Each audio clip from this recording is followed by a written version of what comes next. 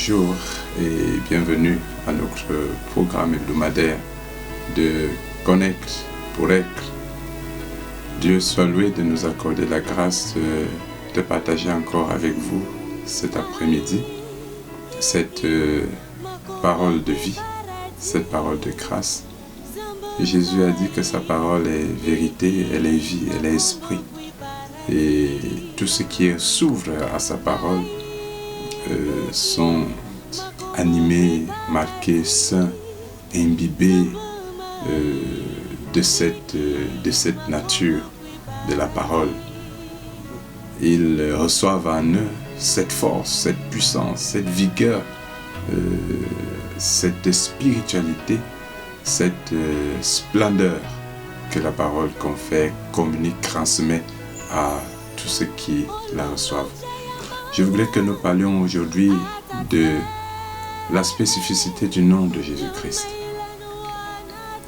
Connaître ce que c'est que le nom de Jésus-Christ va vous élever, bien-aimés.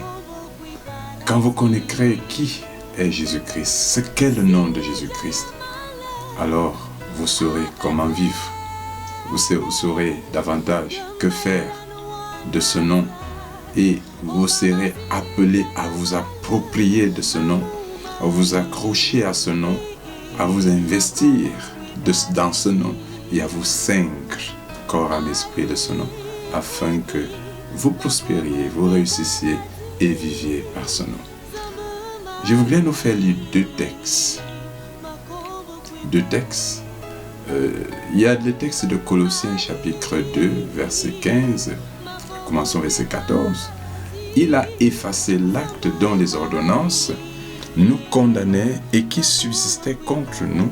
Il l'a détruit en la clouant à la croix. Il a dépouillé les dominations et les autorités et les a livrées publiquement en spectacle en triomphant d'elles par la croix. Première chose. Deuxième texte, c'est le texte d'Apocalypse chapitre 5, verset 1 à 8. Puis j'ai vu dans la main droite de celui qui était assis sur le trône un livre écrit et dedans et en dehors scellé de 7 sceaux. Je vis un ange puissant qui criait d'une voix forte: qui est digne d'ouvrir le livre et d'en rompre les sceaux? Et personne dans le ciel, ni sur terre, ni sous terre, ne put ouvrir le livre, ni le regarder. Et l'un des vieillards me dit: ne pleure point. Voici le lion de la tribu de Juda. Le rejeton de David a vaincu pour ouvrir le livre et ses 7 sceaux. Et j'ai vu au milieu du trône et des quatre êtres vivants, et au milieu des vieillards, un agneau qui était là comme immolé. Il avait 7 cornes et 7 yeux, qui sont les 7 esprits de Dieu envoyés par toute la terre.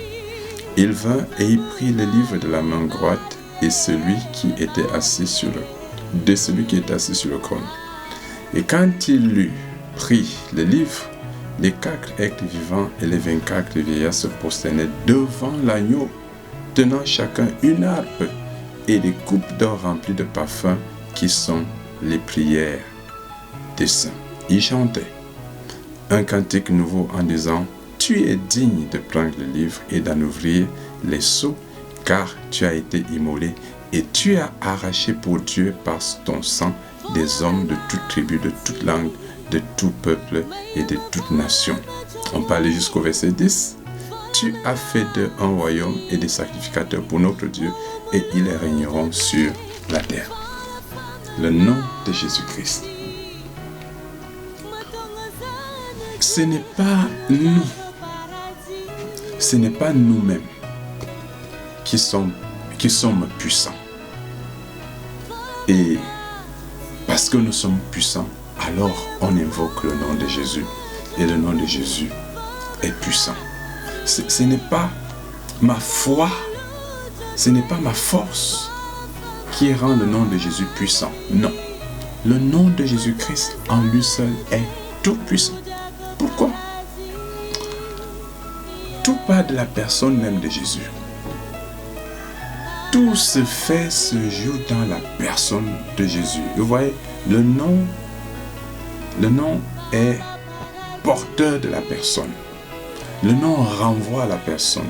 Le nom résume la personne. Le nom porte l'entièreté de la personne, son corps, son âme, son esprit. La science qui étudie le nom dit d'ailleurs que le nom est projecteur de la vie de la personne. Le nom est même en quelque sorte comme une prophétie sur la personne. Et le nom de Jésus, Yeshua en hébreu, a cette racine de salut, de messie, de sauveur d'abord. Et puis maintenant la personne même de Jésus. La personne de Jésus. Jésus, c'est Dieu. Dieu est un être, l'être incréé, qui est multidimensionnel en soi. Il est verbe, il est le verbe de Dieu, la parole, le logos de Dieu, à travers lequel Dieu a tout créé. Il est le verbe de Dieu pour qui Dieu a tout créé. Il est le verbe de Dieu en qui Dieu a tout créé. Il est même le verbe de Dieu en qui tout ce que Dieu a créé subsiste. Donc, le nom de Jésus, le verbe de Dieu contient tout l'univers. C'est pour ça qu'il dit qu'il est l'alpha et l'oméga. Parce qu'il contient tout l'univers en lui. L'univers visible et invisible. Tout cela est contenu en lui et subsiste en lui. Alors, ce verbe-là, cette personne divine, a accepté de la volonté de Dieu, du conseil divin, a décidé de devenir chair, de devenir homme. Parce que quand on dit chair vulgairement, les gens voient seulement le corps, comme si Jésus c'est un corps humain habité par l'Esprit de Dieu. Non, c'est l'homme. Donc Dieu s'est incarné, c'est-à-dire que Dieu est devenu. Parce que ce n'est pas une simple possession, ce n'est pas que Dieu est ancré dans un homme, comme un démon ancré dans un homme. Non, c'est pas ça. Dieu est devenu, comme l'un d'entre nous, il est devenu un homme. Le Verbe s'est incarné, assumant l'humanité. C'est-à-dire que l'homme et Dieu sont devenus un, et Dieu a décidé de devenir cet homme-là qu'il est devenu. C'est pour cela que Jésus est unique. Il n'a rien à voir avec Bouddha, Krishna et les autres. Ils sont en bas. Ils ne représentent même pas le millième de ce que Jésus est. Même pas le 100 millième. Ils ne sont rien. Puisque Krishna ni Bouddha ne peuvent égaler Satan, Lucifer. Ils ne peuvent pas l'égaler. Ils ne sont rien par rapport à Lucifer, par rapport à Satan. Ils ne sont rien. Ce sont ses serviteurs. Mais Jésus est le Tout-Puissant. Vous avez vu, on a lu le texte d'Apocalypse. On dit tout l'univers. Il y a un autre texte qui suit où tout l'univers, en haut, en bas, sur terre, sous terre, dans les mers, sous la mer, toutes les créatures disent que l'agneau qui a été moulé est digne de recevoir la louange, la puissance et la gloire. Donc, Jésus est unique. Il est unique. Donc, il s'est incarné. C'est ce tout-puissant-là qui a créé les anges, qui a créé les archanges, qui a créé tous les esprits que vous pouvez imaginer, qui a créé toutes les planètes que vous pouvez imaginer. C'est lui. C'est lui qui s'est fait homme. Vous voyez sur la montagne où Moïse voit le feu, il voit la splendeur, la montagne tremble, il entend une voix terrifiante. Mais c'est Jésus qui parle, mais dans une dimension non encore incarnée. C'est lui. Alors, il s'incarne, c'est-à-dire qu'il devient un homme. Mais dans cette humanité, il se fait simple. Il se fait tout petit. Pourquoi? Parce qu'il doit se faire immoler. Il doit se faire arrêter. Il doit se faire tuer par des hommes. Donc, s'il se faisait fort, il n'allait pas être arrêté. Il n'allait pas être immolé. Et ce pourquoi il est venu n'allait pas s'accomplir, à savoir le salut. Parce que c'est par sa mort, par sa crucifixion, qu'il met un terme au règne de Satan. Et c'est là l'importance du texte de Colossiens que nous avons lu. Par sa mort, il a effacé l'acte dont les ordonnances nous condamnaient et subsistaient contre nous. Il a détruit en clouant cette ordonnance-là à la croix. L'ordonnance, c'est que tous ont péché et sont privés de la gloire de Dieu, sont condamnés à mort. Tous. Et si l'homme ne se soumet pas à la loi, il meurt. Or, personne n'a pu satisfaire la loi de Dieu. Il fallait un seul pour pouvoir satisfaire la loi de Dieu, c'était lui. Et Satan passait donc par ce fait-là pour soumettre l'humanité à lui. Toute l'humanité, toute la création était soumise à Satan. En fait, c'est ce principe de domination. Dieu a créé le monde, il a placé la terre sous le règne de Adam et Ève.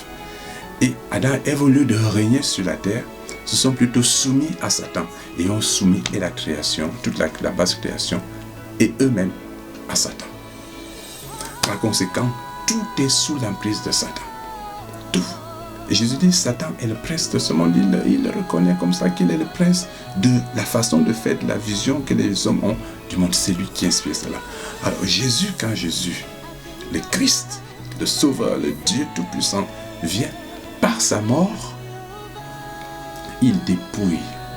C'est-à-dire que là où l'homme devait mourir à cause de la damnation, à cause de son infidélité, Jésus meurt. Jésus porte. Et sa mort anéantit cette loi par laquelle Satan soumettait et par laquelle les hommes mouraient. Il anéantit. Il terrifie en fait les ténèbres. Et c'est pour ça que j'en dis qu'il dépouille les dominations et les autorités. Par sa croix, il les livre publiquement en spectacle. Ce nom-là, le nom de cette personne, Jésus le Christ, est un nom merveilleux, formidable, unique. L'unicité du nom de Jésus est ce que clame le plus le Nouveau Testament. Jean commence par là. Il présente Jésus qui est venu étant Dieu, qui s'est incarné et que les hommes ont rejeté. Mais il dit à tous ceux qui le reçoivent et qui croient en ce nom, il y a un pouvoir qui est donné. Il y a une force qui est donnée, il y a une puissance qui est conférée. Le pouvoir de devenir, de grandir, pour devenir des fils et des filles de Dieu. N'étant plus nés de la chair ni du sang, mais maintenant ils sont nés de Dieu. C'est-à-dire le nom de Jésus nous transporte, nous insère, nous introduit dans une nouvelle dimension existentielle, une dimension céleste, spirituelle, divine. Nous arrache à une dimension charnelle, humaine, pour cette nouvelle dimension. Et le nom de Jésus brise toutes les alliances. C'est-à-dire que ceux qui sont dans ce nom, ceux qui vivent dans ce nom, sont affranchis de toutes les alliances maléfiques, sataniques, des ancêtres, de tous. Vous êtes affranchis de tout ça. Jésus vous introduit dans une nouvelle alliance, dans un nouvel héritage. Les héritages des ancêtres, des arrière-grands-pères qui font qu'il est la malédiction, les envoûtements, qui lient les gens au génie des ancêtres, aux autels des ancêtres. La puissance du nom de Jésus qui vous mêle à la vie de Jésus, à la vie de Dieu, vous affranchit de ces choses-là. C'est une nouvelle vie qui vous est transmise. C'est une nouvelle dimension dans laquelle vous êtes introduite.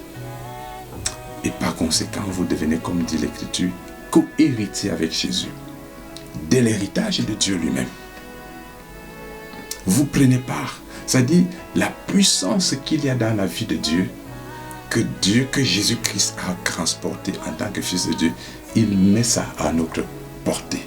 Bien sûr, il faut être honnête.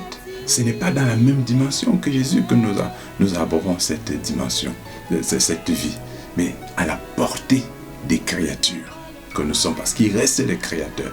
Il met cette vie, cette puissance dans une certaine dimension. Et parce qu'il est ainsi unique, il est unique. Le texte nous dit que dans le ciel, Dieu tient, le Père tient dans sa main le livre qui a toute l'affaire. C'est-à-dire, tout ce que Dieu a dit qu'il allait faire, tout ce qu'il a déjà fait, ce qu'il va faire, les choses qui doivent arriver. Celui qui doit décider dans l'éternité de la chronologie, du déroulement des événements éternels, des événements célestes et même sur terre, celui qui va ordonner, qui va coordonner cela, c'est celui qui va prendre le livre, qui a tout cela dans la main de Dieu. Et on dit dans le ciel, ni sur terre, ni sous terre, ni dans la mer, ni sous la mer, il n'y avait personne. Mais un seul, lui. C'est lui qui va mettre un terme à tout le kralala, tout le chaos que Satan entretient sur terre. C'est lui.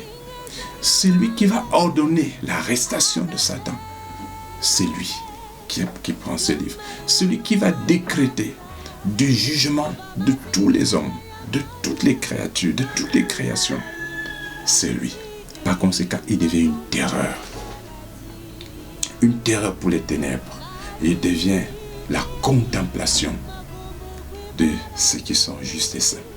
C'est pour cela que quand il prend le livre, les vieillards, les trônes, les principautés célestes, tous s'agenouillent, se prosternent devant lui.